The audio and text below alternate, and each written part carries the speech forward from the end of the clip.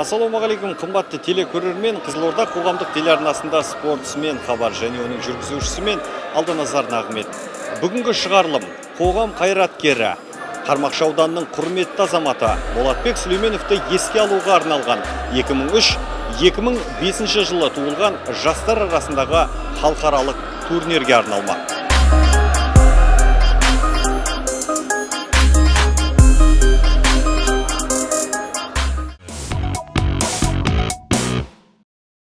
Спорт сүйер қауым үшін жағымды жаңалық. Сыр өңірінде үздіксіз өткізілетін турнир биылда өз жалғасын табуда. Бұл Болатбек Сүлейменовті еске алуға арналған дзюдодан жастар арасында халықаралық сайыс. Оның ашылу салтанатына облыс әкімінің орынбасары Сақтағанов Нұрымбет, дзюдодан Қазақстан Республикасының мемлекеттік жаттықтырушысы Қонысбаев Жандос және Болатбек Сүлейменовтің ұлы мен қарындасы Әсия Сағатбек Сүлейменовтер, облыстық дзюдо федерациясының президенті Мұстафаев Садық Шоңмұрынұлы сахна төріне шығып қатысушыларға сәттілік тіледі. Болатбек Сүлейменовті еске алуға арналған жастар арасындағы дзюдодан халықаралық турнирдің ашылуымен облыс басшылығының атынан құттықтауға рұқсат етіңіздер. Біздің қазақ бабамыз қай уақытта да денсаулыққа үлкен мән беріп, бірінші байлық денсаулық екенін әрдайым есте ұстаған. Бұқаралық спортпен шұғылданатын салауатты ұлт әрдайым бәсекелестікке қабілетті болады, ол елдің болашағы жарқын болмақ. Дзюдо спорты әлемде ең көп тараған спорт түрі және онымен айналысушылардың саны да көш бастап тұрған спорт түрі. Бүгінгі күні әлемде 28 миллионнан астам адам осы дзюдомен айналысса, оның 8 миллионы осы спорттың отаны Жапонияда тіркелген. Бұл спорт түрі үлкенге құрметпен, кішіге ізетпен, қарсыласқа сыпайылықпен қарап, әрдайым өзін-өзі жетілдіріп отыруға жетелейтін спорт. Біздің елімізде өткен ғасырдың 60 жылдарынан бастап дамып келеді. Олимпиада ойындарына 1964 жылы енгізілген. Облысымызда бұл спорт түрімен 4000-нан астам бала шынықса, 40-тай біздің спортшыларымыз ұлттық спорт сапында өнер көрсетуде. 21 жылдан бері өткізіліп келе жатқан Болатбек Сүлейменовті еске алуға арналған турнир бір жағынан ағамызды еске алып, жастарға үлгі етсек, екінші жағынан бұқаралық спортты дамытудың ерекше бір тәсілі деп айтамыз. Спортшыларға айтарымыз, осы ағамыздың жарқын бейнесіне сай, әдемі күрес түрін, әділ белдесуді көрсетіңіздер. Спортшыларға төрелішілік етуші ұйымдастырушыларға жемісті еңбек тілейміз. Осы жарысты ұйымдастырып жүрген Сүлейменов ағамыздың ұрпақтарына мықты денсаулық жұмыстарына үлкен табыс тілейміз. Қадірменді спортсүйер қауым, Болатбек Сүлейменовті еске алуға арналған дзюдодан халықаралық турнирді ашық деп жариялаймыз.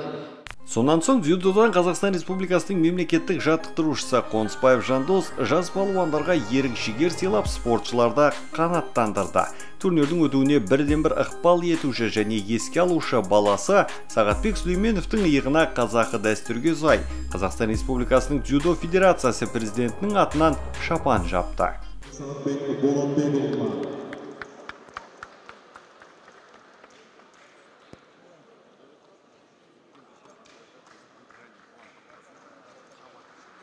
Бүгінде сыр елі Қызылорда өңірі ұлттық құраманың жасөспірімдер, жастар, ересектер арасында негізін құрайтын спортшылары жеткілікті. Жаңа ғана сөзге түйін еткен Жауынтай Бауыржан, Шамшидин Мағжан, Шархан Нұрлыхандар барлығы қазір ұлттық құраманың негізін құрап отыр. Дәл осы балалардың шығуына себеп болған міне осы сыр өңіріндегі осындай дүбірлі додалар. Осы додалардың арқасында өңірдің балалары, балуандары тәрбиеленіп, әлемдік азиялық деңгейде өздерінің өнерлерін көрсетіп жатыр. Белдесу басталды. Татами төрінде күш алысып, жан берісіп жатқан дзюдошыларды айқын көруге болады.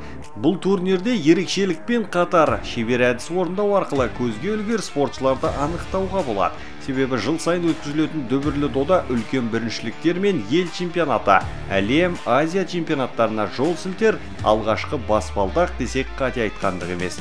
Биылғы 2003-2005 жылы туылған жастар арасындағы 21-ші халықаралық турнирге еліміздің түпкір-түпкірінен және көршілес елдерден де кіл жүйріктер қатысуда. Қармақшы ауданының құрметті азаматы, қоғам қайраткері Болатбек Сүлейменов атындағы халықаралық турниріміз осымен 21-ші рет өтіп жатыр. Қызылорда облысында бұл бірыңғай бұқаралық спорттық іс-шаралардың бағдарламасында бар, жылда өтеді. Бұл жарысымыздан бірінші, екінші, үшінші орын алған спортшыларымыз Қазақстан Республикасы спорт шеберіне үміткер атағын алады, нормативін орындайды сондай. Жарысымызға Қазақстанның бүкіл өңірлерінен келді, тек Петропавл, Павлодар, Абай облысынан ғана келген жоқ, қалған облыстардың барлығы қамтылып отыр. Жарысқа 403 спортшы қатысып отыр. Тағы да айтар кетерлік, Өзбекстан және Қырғызстан Республикасының құрама командалары келіп отыр. Ішіндегі әлем чемпионатының жүлдегерлері, Азия чемпиондары келіп отыр Қырғызстан Республикасынан. Және де барлық осы Қазақстан Республикасының спортшыларының арасынан 15-ке жуық Азияның, әлемнің жеңімпаздары мен жүлдегерлері қатысып жатыр жарысымыз. Осы жарыстан ұтқан спортшыларымыз іріктеліп, өздерінің шеберліктерін шыңдап жатыр. 2023 жылы жастар арасындағы Қазақстан Республикасының чемпионатына дайындық, одан әрі тағы да Азия, әлем чемпионаттары өте береді. Естігенімізде үлкен спортқа қадам басар алдын осындай турнирлердің жүлдегері атанып, шымырлығын шыңдау керек спортшылар.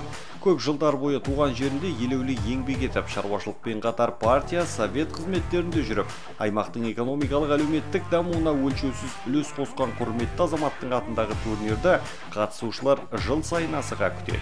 21 жылдан бері үздіксіз өткізіліп келе жатқан доданың куәсі болып, бұқаралық спортпен қатар ардалы азаматтың есімі ұлықталғанына қуаныштымын дейді Болатбек Сүлейменовтің қарындасы.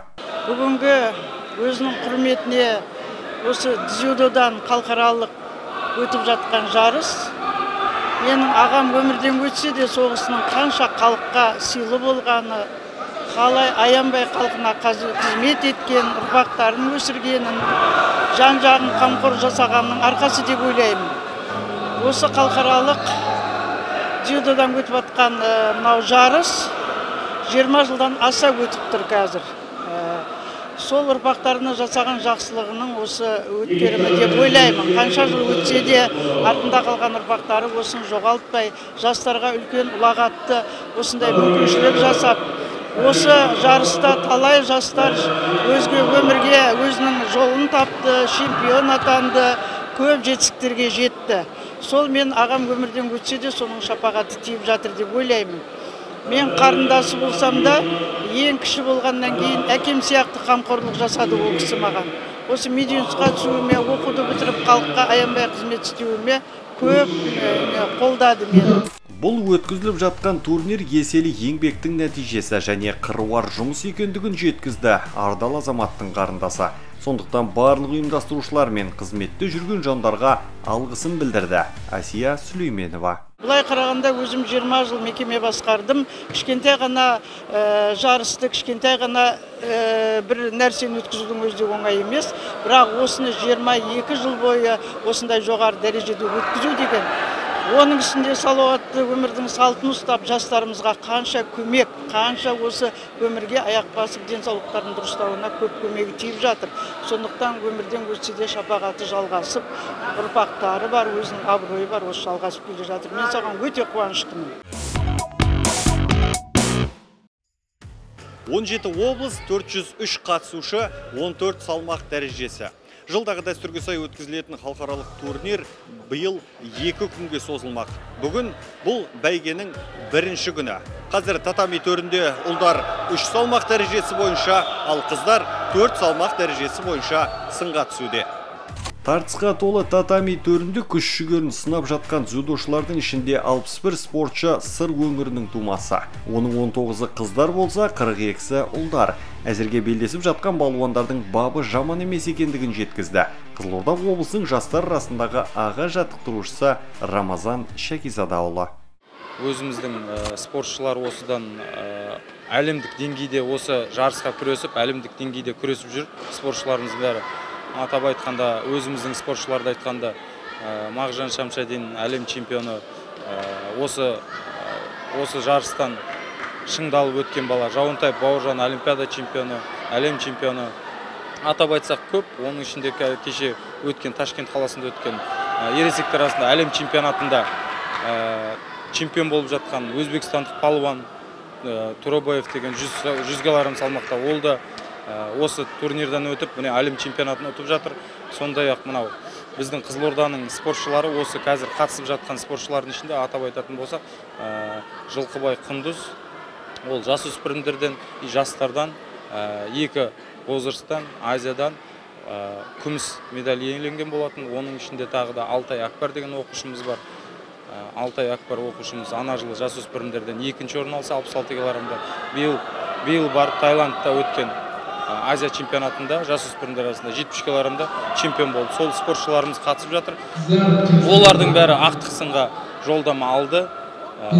Осы жарыста одан да басқа спортшыларымыз көп. Қызылорда облысынан ақтық сынға жолдама алып жатқан. Әйелдер арасында құрамаға кіріп жүрген қыздарымыз күресіп жатыр. Қазір жас қыздарымыз. Құдай қаласа олардан үлкен үміт күтеміз.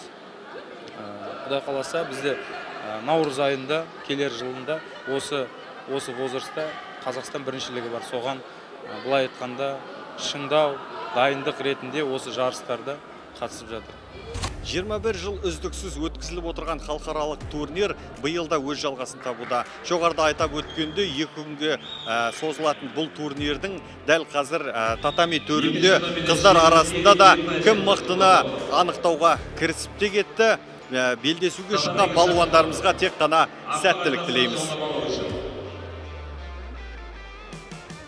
Дүбірлі доданың қатысушысы, жасөспірімдер мен жастар арасындағы Азия чемпионатының күміс жүлдегері, Жалаңтөс Бахадыр атындағы спорт интернатында 3-ші курста тәлім алып жатқан Жылқыбай Құндыз денсаулығына байланысты араға 1 жыл үзіліс алып, бұл турнирге бабы мен біліктілігін шыңдауға қайта келдім дейді.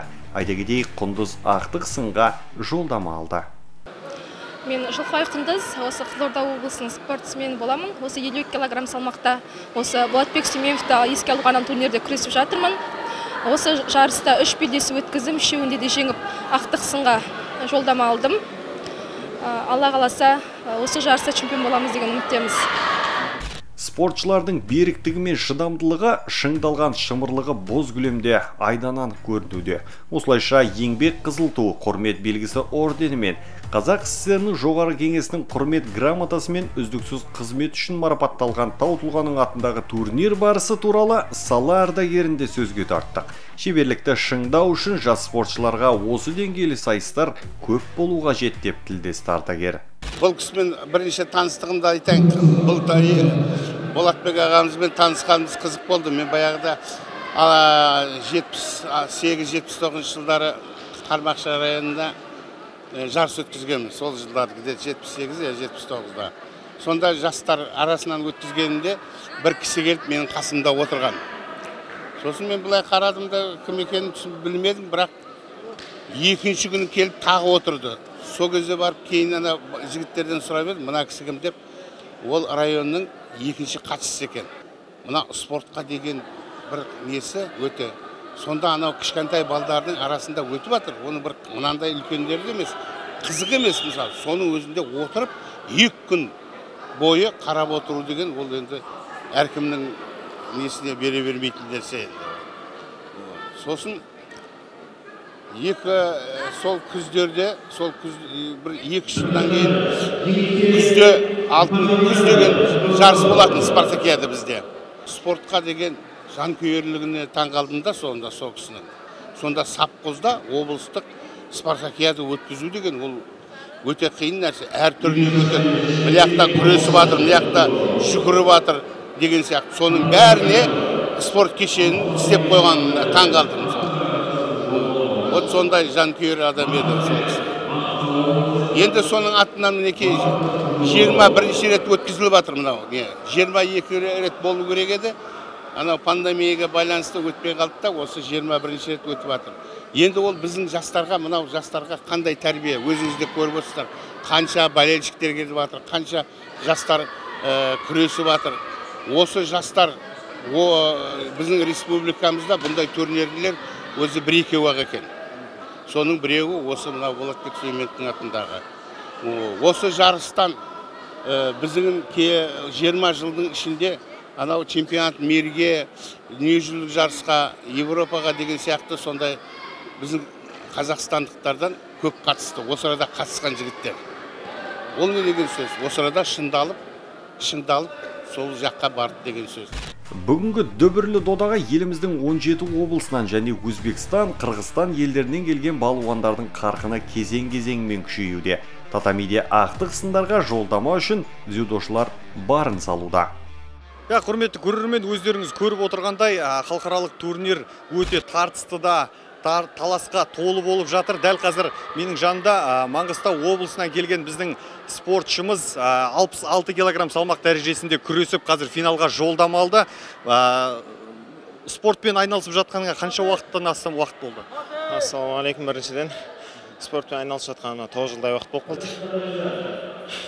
Бүгінгі белдесуде қанша күрес өткіздің? Осы мен 6-шы круг. Бұйырса, Алла қаласа өзім жерлесімен 7-ші кругта кездесеміз финалда. Яғни финалдық бәсекеде өзің жерлесіңмен кездесіп болды? Бұйырса, Алла қаласа. Енді бүгінгі тартысқа толып өтіп жатқан біздің турнирге дайындығың қалай болды? Жалпы бұның алдында қандай жетістіктерің бар өзіңнің? Бұған дейін жетістіктерім Қазақстан 2 дүркін жеңімпазы, Еуропа кубогының жеңімпазы, Азия чемпионатының күміс медаль иегері. Дайындық жақсы болды, өте керемет. Барымша дайындалып, бір уақытша ауыстырып келіп отырған жайым бар. Енді бұйырса 66 килограмм салмақ дәрежесінде бұл турнирден чемпион атануға үмітің бар ғой? Бұйырса, Алла қаласа. Жақсы, сәттілік тілейміз. Құрметті көрермен, өздеріңіз көріп отырғандай, әрбір спортшының жеңіске деген ұмтылысы ерекше. Тек қана мықтылар жеңсін деген ниет білдіреміз.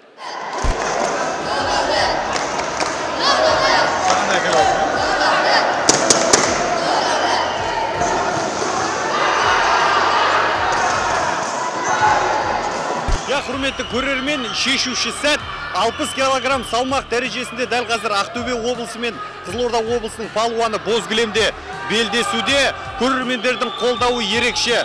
Ақырғы минут бітіп, қосымша уақыттар қосылып жатыр. Дәл қазір кім мықтыны бірге анықтайтын боламыз.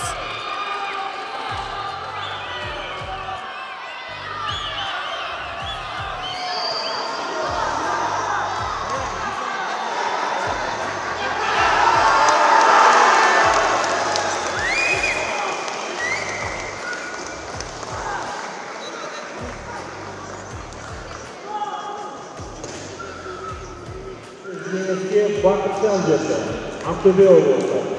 60 келі салмақ дәрежесінде жеңімпаз атанды.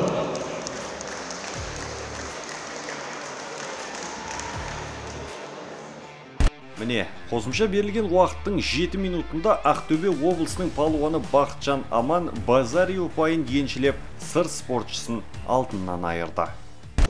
Бақытжан Аман марапатталды, Ақтөбе облысының спортшысы.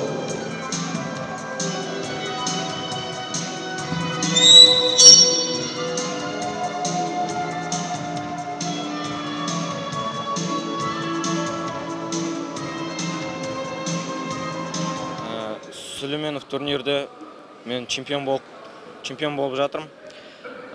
6 белдесу бердім. Осы 6 белдесудің ішінде ең қиын белдесуім финалдық бәсеке болды. Финалдық бәсекеде Қызылорданың баласымен шықтым. Осы Қызылорда баласымен бірінші рет шығып тұрмын. Жарыстарды всегда көріп жүрдім. Мен ұтылғанда ол чемпион болып жүрді. Мен ұтып атқанда ол ұтылып жүрді. Екеуміз сөйтіп алма кезек болдық. Өте жақсы палуан. Оның алдында за выход Али Санжар дейтін баламен шықтым, өз жерлесім. О да жақсы бала. Ол шамалы жетпей қалды, оған 3-ші орынға таласып. Шамалы салмағы да жетпейді, бірақ жақсы. Осы турнир өте жақсы өтті. 100-ден асқан адам келіп, өте көп опыт жинадым. Аллаға шүкір, чемпион болып жатырмын. Осы рахметті айтқым келеді Самат ағайға, Мади ағайға, Бекжан ағайға, Абдуалиев. Өте рахмет айтқым келеді. Олар мені қолдап, маған сеніп, маған прием қойып, мені үйретіп, тәртіпке бағындырып, солардың бәріне рахмет айтқым келеді. Енді Құдай қаласа мужиктен көрсем, ересектер арасында соған настрой ұстап жатырмын 60 келіге. Бүгінгі жас ұрпақ еселі еліміздің тірегі, тәуелсіз мемлекетіміздің қайратты қорғаны, мәртебесін марқайтар жарқын болашағы саналады. Міне, дүбірлі доданың 2-ші күні де бастау алды. Ел мақтанышы Болатбек Сүлейменов 1938 жылы Қармақшы ауданы Алдашбай Ахун ауылында дүниеге келген. Көп жылдар бойы туған жерінде шаруашылықты басқарып, партия совет қызметтерінде жүріп аймақтың дамуына елеулі үлес қосқан құрметті азаматтардың бірі. Сонымен қатар ол кісі сыр бойы мәдениетін, оның ішінде жыраулық, палуандық өнердің қайта жанданып өркендеуіне атсалысты.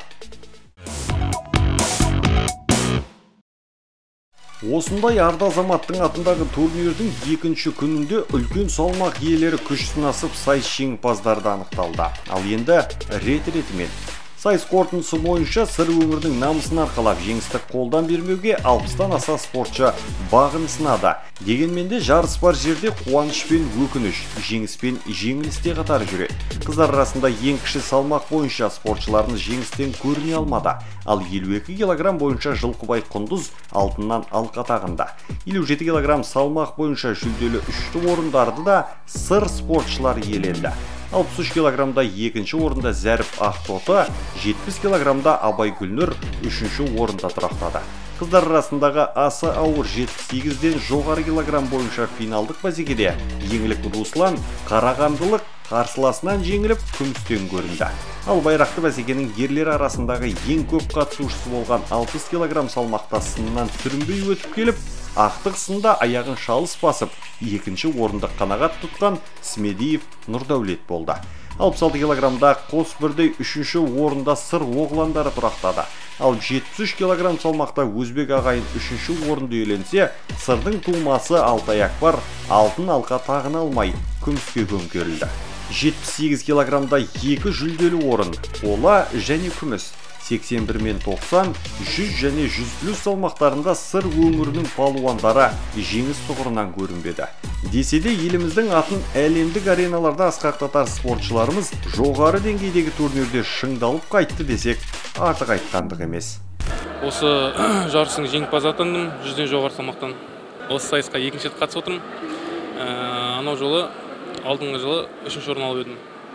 Дәл осы салмақтан. Салмағымда 15 бала болды, 3 белес өткіздім, біреуін бос болдым. Сол артымыздан өсіп жатқан жастар жақсы, барлығы қазір пьедесталда тұрғандардың барлығы 2005 жылғы, 2006 жылға жігіттер. Өзім мен 2003 жылғы болам. Сол осы жарысқа деген дайындығымыз жақсы болды өте. Міне, осылайша Тау тұлғаның атындағы турнир өз мәресіне жетті. Жылдағы дәстүрге сай өткізілетін бұл жарыс өте жоғары деңгейде. Оған себеп еліміздің және көршілес елдерден келген спортшылардың боз кілемде белдесуі. 14 салмақ дәрежесі бойынша сынға түскен 400-ден аса спортшының ішінен біздің өңір 12 медальда сыр елінде қалдырды.